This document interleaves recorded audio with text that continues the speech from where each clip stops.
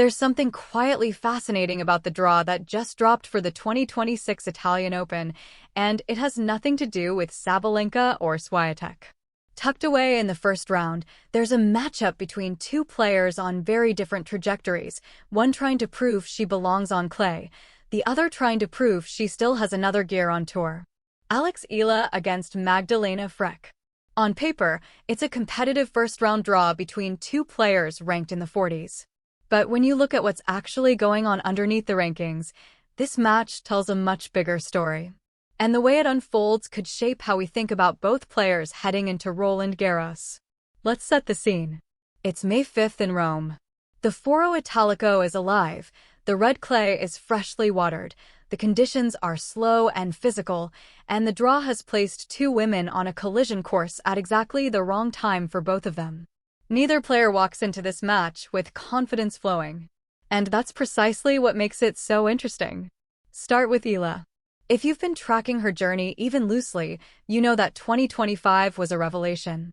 She entered that season ranked outside the top 140, and by the time it ended, she'd beaten 3 Grand Slam champions in a single tournament at the Miami Open, including Iga Swiatek in straight sets in the quarterfinals, 6-2. 7-5 reached her first WTA semifinal, won her first career title in Guadalajara, pushed to a WTA final at Eastbourne where she lost a third-set championship tiebreak to Maya Joint, and finished the year at number 50. First Filipina ever in the top 100. First Filipina ever in the top 50. A 40-26 record. If you were designing a breakthrough season, it would look a lot like that. Then came 2026. The hard-court swing started well. She made the quarterfinals in Dubai, reached the round of 16 at both Indian Wells and the Miami Open, and pushed her ranking to a career high of 29, getting within touching distance of a seeded position at Grand Slams. The talent was obvious. The trajectory felt right. Everything was pointing upward. And then clay happened. Here's where it gets complicated. Since the surface shifted to dirt, Eala's record has gone in the other direction. She won her opening match at the Linz Open, then lost a competitive two-setter to Jelena Ostapenko in the round of 16, 4-6, 5-7, a match she could have won but didn't close out. In Stuttgart, she ran into Leylah Fernandez in the first round and lost 1-6, 4-6. Then in Madrid, she beat Anastasia Pavlyuchenkova in her opener, 6-3, 6-3, a clean, confident win only to get dismantled by Elise Mertens in the second round, 2-6, 1-6. That's the pattern that keeps appearing, a strong win followed by a demoralizing loss. She's currently sitting at 3 losses in 5 clay court matches this season, and her ranking has slipped from 29 back to around 42. But the concern isn't just the record. It's the nature of the losses. Against higher-ranked opponents on clay, Eala has struggled to sustain the intensity of her ball striking over longer rallies. The surface takes away one of her biggest weapons, pace off the ground, because clay absorbs energy and returns it as time.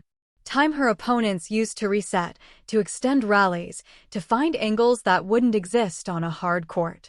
Her aggressive baseline game, which on fast surfaces can overwhelm opponents through sheer force and timing, becomes more exposed when the ball sits up longer and opponents can dig in defensively. Last year's clay record was similarly tough, 2-4, with a first-round exit at the French Open and a bagel loss to Marta Kostyuk in the first round of this very tournament, the Italian Open. She lost to Kostyuk 0-6, 1-6, a score that stays with you. So when she walks out onto the court in Rome this time, there's more than just a first-round match at stake. There's a question she's been trying to answer for over a year. Can Alex Eala compete on clay at the top level? Now let's turn to her opponent, because Frech brings her own complicated narrative into this match. Magdalena Fręch is 28, right-handed, coached by Andrzej Kobierski and built for patience. She reached a career-high ranking of 22 in late 2024 on the back of a breakthrough run that included her first WTA title at the Guadalajara Open, a quarterfinal at a WTA 1000 event in Wuhan, where she beat Emma Navarro for her first top 10 win and consistent performances across the hard-court season. That was the year everything came together for her. She was making deep runs, winning matches from behind, and establishing herself as a player who could grind anyone down from the baseline. But 2026 has been a different story. Her overall record this season sits at 10-11. She reached the final at the Magdalena Open, a WTA 500 event on hard court, which sounds promising, but she lost that final to Christina Buxa in 3 sets after taking the first. Beyond that run, results have been patchy.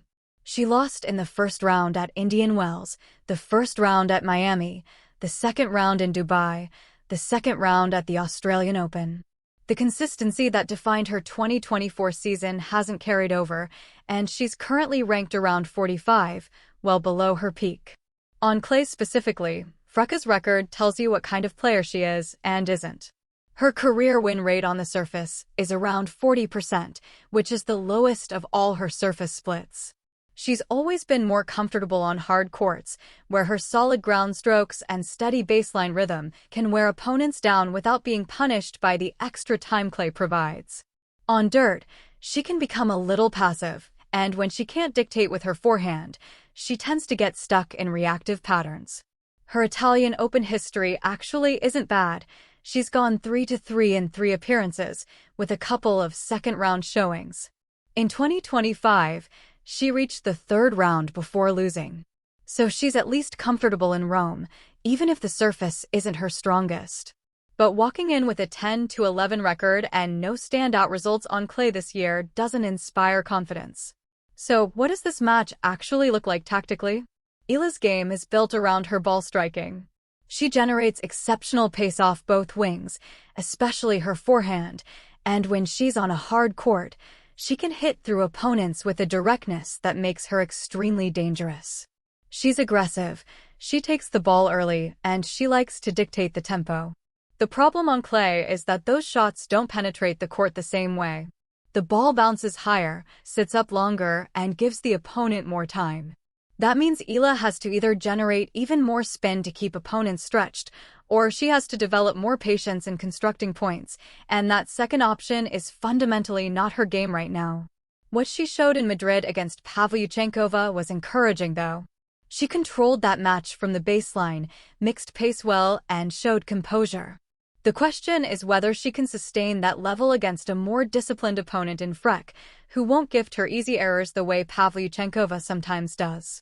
Frech, on the other hand, is a grinder. She keeps the ball deep, moves well, rarely gives you anything to attack, and waits for you to make the mistake. On clay, that approach can be effective because the surface naturally extends rallies, which plays into the hands of players who are comfortable staying in long exchanges. The danger for Eala is getting drawn into Frech's rhythm, long, attritional rallies where the pole dictates the tempo through placement rather than power. If Eala starts pressing for winners too early in rallies, which she tends to do when she feels uncomfortable on clay, the unforced errors will pile up fast. The tactical key for Eala will be her ability to use her forehand to open up the court without going for too much too soon. She needs to build points in stages, move Frech wide, create space, and then finish. That's what the best clay court players do. It's a different kind of aggression, one that requires more patience before the kill shot arrives. Whether she's internalized that approach through her training at the Rafa Nadal Academy, where she's been preparing specifically for the clay season, will be tested directly in this match. The Academy connection is worth noting. Eala has trained at the Rafa Nadal Academy since 2018, and earlier this year, she even got to hit with Nadal himself for the first time. Being steeped in that environment, surrounded by the philosophy of the greatest clay court player in history, gives her a foundation that most players don't have. The emphasis on topspin, on using the court, on physicality and mental resilience, those lessons are part of her development. But translating them from practice to match play on clay under pressure against experienced tour players is a different challenge entirely. And it's the challenge she faces every time she steps onto a red clay court in competition. For Frech, the tactical plan is simpler but no less demanding. She needs to stay deep, keep the ball in play, and force Eala to beat her. If she can push rallies past 6 or 7 shots consistently, the odds shift in her favor. She knows that Eala's game on clay isn't fully formed yet, and the longer the points get, the more likely Eala is to go for something risky. Frech's ability to maintain depth on her ground strokes and avoid giving Eala short balls to attack will be the fulcrum of the match. The mental dimension is fascinating here, too. Eala has been absorbing some heavy defeats on clay. The Mertens' loss in Madrid was 2-6, 1-6, a scoreline that stings regardless of context, and there's a real psychological challenge in resetting after those results. Former British number 1 Greg Rosetsky, who has been following Eala's progress, recently pointed out that these kinds of losses are part of the learning curve for a young player on tour. "She's too good a player, she'll figure it out," Rosetsky said. "What I like is her resilience. That resilience will be tested in Rome. How she handles the opening games, how she responds to adversity if Frech starts dictating, how she manages the frustration of the clay surface slowing down her best shots. These intangibles will matter as much as tactics." Frech is dealing with her own confidence issues, though. A 10-11 record when you were ranked 22 just over a year ago is difficult to process. Her run to the Merida final showed flashes of her best level. She beat Marie Buzkova in a 3-hour epic in the quarterfinals and Zheng Shuai in the semifinals, but the inconsistency elsewhere has been noticeable. She lost in the first round at 3 WTA 1000 events this year. When Frech isn't feeling it, she can become too passive, sitting back and waiting rather than imposing herself on points. That passivity on clay, where you need to generate your own offense because the surface won't help you, could be a problem. This is their first ever meeting on tour. No head-to-head to reference, no scouting reports built on direct experience. That adds another layer of unpredictability. First-time matchups often produce tentative opening sets as both players try to figure out patterns, timing, and tendencies. Whoever settles in first and imposes their game plan will have a significant advantage. Now, if you want to watch this match, here's what you need to know. The Italian Open runs from May 5th through May 17th at the Foro Italico in Rome, and this first-round WTA match is scheduled for Tuesday, May 5th. In the United States, coverage is on the Tennis Channel, which you can access through streaming platforms like Fubo and DirecTV. In the United Kingdom, Sky Sports carries the tournament, with streaming available through Sky Go and Now TV. In Australia, beIN Sports is the primary broadcaster. In Canada, TSN typically handles the coverage. And in Italy, Rai offers some free domestic coverage. WTA TV also streams women's matches in regions without exclusive local broadcast deals. The WTA first-round matches start early in the day, 6 a.m. Eastern in the US, so depending on where you are, you may need to plan accordingly. Looking ahead, the stakes for both players extend well beyond this single match. For Eala, the Italian Open and Roland Garros represent her final 2 clay events before the grass court swing, where she has just 20 ranking points to defend from early exits at both tournaments last year. A deep run here could push her back toward the top 32 and a seeded position at Grand Slams. But more importantly, it would signal genuine growth on her weakest surface. She has 237 points to defend during the grass season, primarily from her Eastbourne final, so building a buffer now would take some pressure off later. For Frech, a win here would provide a much-needed confidence boost and begin to justify her presence in the draw as more than a former top 25 player in decline. She has decent Italian Open history. She's won matches here before, including reaching the 3rd round last year, and a familiar opponent who's struggling on clay could be exactly the platform she needs. The broader narrative is about 2 careers at different stages wrestling with the same surface. Eala is 21, ascending, bursting with talent, but still learning how to translate her game onto dirt. Frech is 28, experienced, a proven winner at the WTA 500 level, but searching for the form that made her a top 25 player. Clay exposes different things in different players. For Eala, it exposes the gaps in her point construction. For Frech, it exposes the passivity that creeps in when her ball striking doesn't generate enough pressure on its own. What makes Rome the ideal setting for this particular collision is the court itself.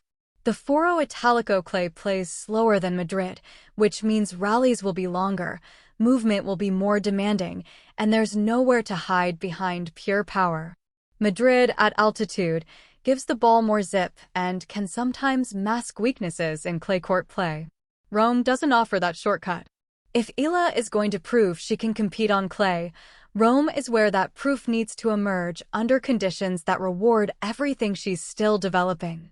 Tuesday's match won't determine either player's season, but it will reveal something honest about where both of them are. Eala needs to show she can win the points that matter on clay against a steady, experienced opponent.